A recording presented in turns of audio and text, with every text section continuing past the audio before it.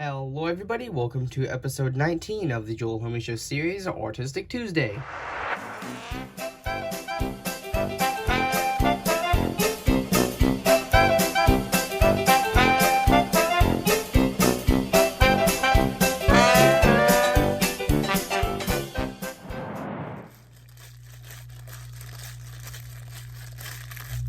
Hey, you there! I want to remind everybody that if you end up liking this video, please consider subscribing. It's free, and you can always change your mind. And right now, YouTube says that over 90% of people that watch my videos aren't subscribed, so it would really help, and with that...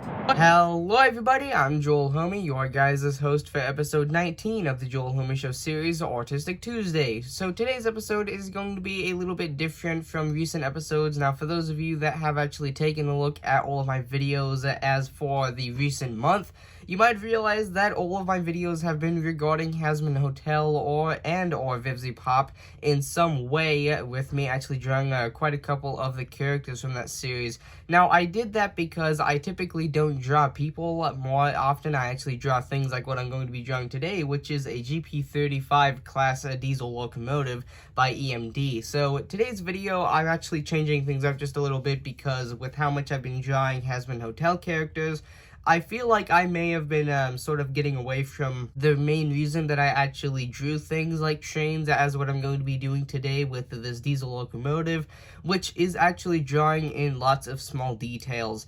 I like drawing lots of small details in, as it is sort of like a nice way to actually enhance your skills as an artist if you're teaching yourself, such as myself currently, to actually be able to get sort of like the mindset down on how to actually put in small details on other things such as characters, such as Hasman Hotel characters, as what I've been drawing in recent dates. So enough of me rambling on, let's go ahead and get into a time lapse and see how this GP-35 EMD class diesel locomotive turns out in the end.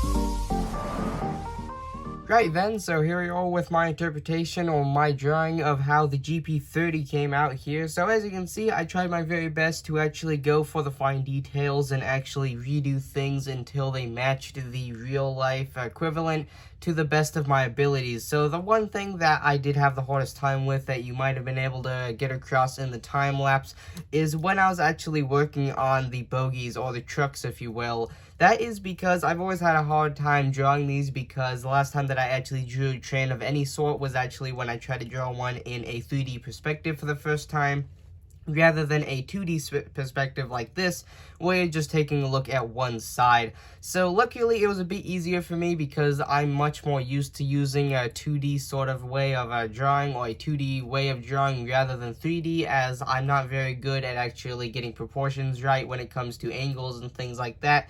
But other than that, a lot of this turned out very close to the actual real-life equivalent photo that I was actually using, which was a Union Pacific locomotive.